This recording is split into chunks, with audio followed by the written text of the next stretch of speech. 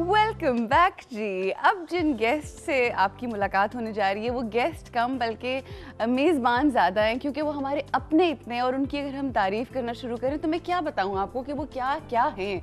I mean he is a professor, he is a doctor, he is a jewellery designer, writer भी हैं, producer भी हैं, director भी हैं, you just name cheat and on top of everything बहुत से लोगों के टीचर भी हैं। मगर इन सब चीज़ों के साथ साथ एक बेहतरीन इंसान, एक मुकम्मल इंसान भी कहा जा सकता है, इसलिए क्योंकि हर फन मौला जो लोग होते हैं उनसे बहुत सारे लोग बहुत सारी चीज़ एक्सपेक्ट भी कर रहे होते हैं और फिर उनकी इतनी जिम्मेदारी बन जाती है कि उन्हें अपनी हर चीज़ के ऊपर, हर जिम्मेदारी के ऊपर निभाने के लिए वो बड़ा कुछ करते रहते हैं। तो here we have doctor Umar Adil Raza. अस्सलाम वालेकुम। अरूज, मामला पता है क्या है? क्या? और हमारे ख़वातीन और हज़रात भी जानते हैं हाँ। कि जब आपके यहाँ कोई मेहमान आता है और आप उसकी बहुत खातिर खिदमत करना चाहते हैं तो आप कहते हैं कि इसे अपना ही घर समझिए।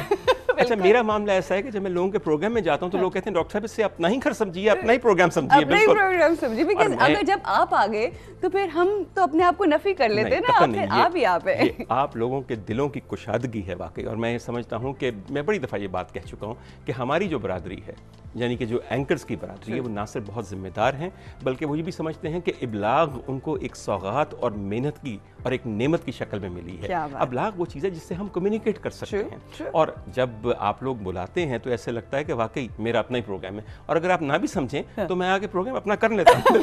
Absolutely, that is exactly what I'm trying to say.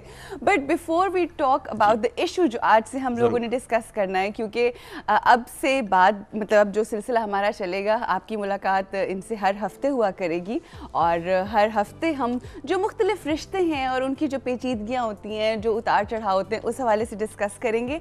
मगर सबसे पहले I want to give you this compliment. Wow, you are looking very handsome and you have lost a lot of weight. Amazing. उसके बाद वजह यह है कि मुझे पता चला कि मैंने अरूज के मुकाबिल बैठना। अरे! अब एक ऐसी प्यारी, इतनी हसीन, नाजुक अंदाम खातून के साथ बैठने से पहले मेरे दिल में कुछ शर्म और हया पैदा हुई। तो उस हया का सहारा लेकर मैंने अपने आप को थोड़ा सा बेहतर किया ताकि यहाँ बैठा हुआ कोई ऐसा ना ब्यूटी एंड द बीस्ट वाला मामला ना हो जाए। कैसी बात करें आप,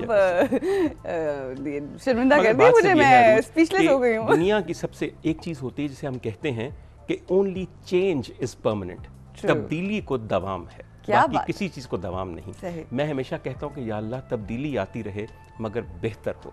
बेहतर तब्दीली से ज़्यादा दुनिया में कोई चीज़ नहीं, वो प्रोग्राम में हो, ज़िंदगी में हो, आपके अपने जिस्म में, आपके अपने करियर में, आपके अपने आउटलुक में हो, अपनी सोच में हो, या आपके ताल्लुकात में हो। आज जिस मकसद के लिए आपने मुझे यहाँ बुलाया, सबसे पहले तो मैं ख़वातीन हज़रात आपको 2-3 बातें कहना चाहता हूँ।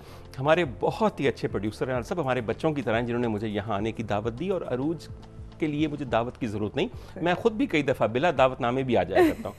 हुआ ये कि उन्होंने कहा कि डॉक्टर साहब हम शादी के मसले पे बात करेंगे, मेरा दिल धड़क सा गया। उसकी वजह ये है अरूज कि आपके साथ एक ख़ास किस्म का वक़ार हम लोग मुंसलिक करते हैं, और ये बात आपको पता है, इस मुल्क का कोई ऐसा जिम्मेदार फंक्शन ऐसा नहीं होता जिसके लिए पहला इंतखाब अरूज नासिर ना हो।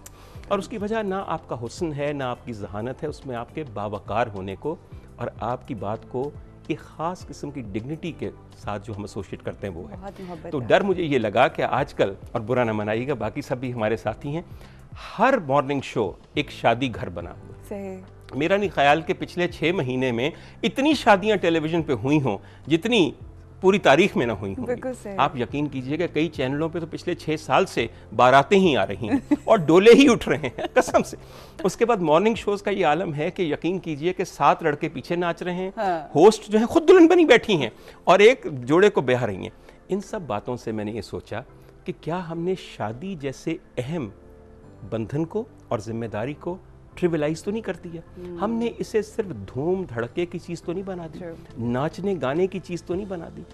एक्चुअली जिस चीज़ पे हमारी फिल्मों, ड्रामों और मॉर्निंग शोज़ का इख्तिताम होता है, आपको याद है एक ज़माने में, और आप तो मेरे बात की हैं, तो फिल्मों का इख्तिताम एक चरखी पे होता था जिससे पहले हीरो हीरोइन दूल्हा दुल्हन बने दिखाई देते थे और एक वो अनार और चरखी चल जाता था। जिंदगी की इब्तदा उस दिन से होती है। क्या बात है, बिल्कुल बेसिक प्रैक्टिकल लाइफ जो है वो तब से स्टार्ट होती है। और दरअसल उसी के मसाइल को हल करने की मश्क नहीं करवाई जाती। जिंदगी का मुंतहा और मकसूद ये बताया जाता है कि जो 3 घंटे की रीलें ज़ाया की गई हैं या जो 26/7 का ड्रामा हुआ है, इसका एंड रिजल्ट ये है कि एक लड़का और लड़की आपस में मिल जाए।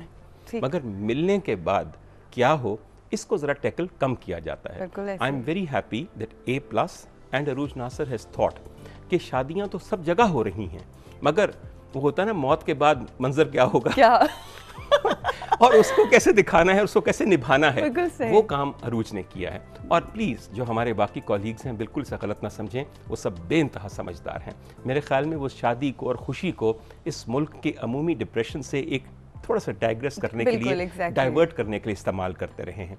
हम लोग भी कोशिश करेंगे कि इन तमाम चीज़ों को खुशगवार रखें, मगर जहाँ पे भी कम्युनिकेशन आएगी वहाँ पे अगर पुरमग़ज़ और पुरमतन बात नहीं होगी तो वो भाप की तरह उड़ जाएगी, दिलों में बैठेगी नहीं। बिल्कुल सही। एक कॉल भी है हमारे साथ, फरा की। अस्सलाम वालेकुम। अस्सलाम वालेकुम जी फरा, आपने लाहौर से कॉल की। आज हम जो मैरिटल रिलेशनशिप यानी इस दवाजी जो रिश्ता है उस हवाले से गुफ्तगू कर रहे हैं। इस हवाले से कुछ शेयर करना चाहेंगी, कुछ कहना चाहेंगी? बस मैं यही कहना चाहूंगी कि आपका टॉपिक बहुत अच्छा है, आप बहुत अच्छी गुफ्तगू कर रहे हैं, आप और डॉक्टर उमर मिलके माशाल्लाह। सिर्फ इतना है कि जो उन्होंने बात की कुछ हौसले कम पड़ गए हैं और तरबियत में फर्क आ गया है। शायद माऊन ने बच्चियों को ये कहना शुरू कर दिया है कि निभाना नहीं है, देखना, रोक ना लेना, वरना तुम वापस आ सकती हो। अगर ये जुमले कहने बंद हो जाए तो बहुत सी चीजों में ना सुधार आ सकता है। सही, क्या उम्दा बात कही, क्या बहुत अच्छी बात की फरा। और एक छोटी सी और चीज शेयर करनी थी। जी जी प्लीज। मेरी शादी को 26 साल हो गए माशाल्लाह। अच्छा, बहुत अच्छा हुआ। मतलब इस बात को 15-16 साल से ज्यादा 20 साल से हो गए। मेरे सास ससुर नहीं, मेरी नन हमारे साथ होती है। ठीक। और एक दफा मेरे मियाँ की आदत से जब भी आते हैं वो हमेशा पहले उनके कमरे में जाते हैं, बात करते हैं, 2-4 मिनट बैठते हैं, आधा घंटा बैठे और फिर आ जाते हैं दूसरे कमरे में। तो जैसे शुरू में इंसान को होता है, महसूस होता है कि ये क्या बात है कि मतलब मैं ऊपर से खड़ी देख रही हूँ और ये मतलब ऊपर नहीं देखते, सीधा अंदर चले जाते हैं। ठीक है। 2-4 दिन मैंने सोचा, फिर एकदम मुझे ख्याल आया कि अगर 24 घंटे में से ये 10 घंटे या 8 घंटे दफ्तर में गुजारते हैं तो मुझे भी मतलब कहाँ होते हैं, और उस 10 घंटे के बाद अगर आके आधा घंटा यहाँ गुजारते हैं तो उसके बाद फिर 12 घंटे तो मेरे साथ ही होते हैं। तो क्या फर्क पड़ता है? बिल्कुल सही। लेकिन ये जो उसके बाद फिर 15-16 साल इतने अच्छे गुजरे, कभी ख्याल ही नहीं आया। ये देखें, ये आप अपनी माइंड को स्विच कर दिया ना डॉक्टर साहब, क्या कहना चाहेंगे इस हवाले से? सिर्फ माइंड को स्विच कर दिया, बल्कि एक दफा ये सोचा कि अगर मैं अपनी सोच और अपना दिल थोड़ा सा बदल लूं तो जो चीज बहुत काबिले तराज लगती है वो बेइंतहा मुनासिब लगनी शुरू हो जाएगी। अच्छा डॉक्टर साहब, बड़ी माजरत के साथ हमें रुकना है ब्रेक के लिए। ब्रेक से जब वापस आएंगे तो इसी कॉल और इसी सोच के हवाले से हम गुफ्तगू करेंगे, बढ़ाएंगे जी बात को आगे। रुकना है ब्रेक के लिए। Will see you after this break.